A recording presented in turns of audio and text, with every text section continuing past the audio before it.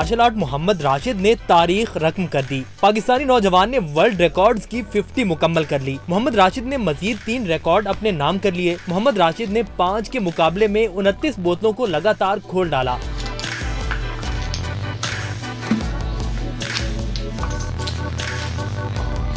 मोहम्मद राशिद ने ननचक्कों की मदद से 2 बोतलों के दरमियान रखे ताश के पत्तों को 1 मिनट में बोतल को गिराए बगैर रिमूव किया।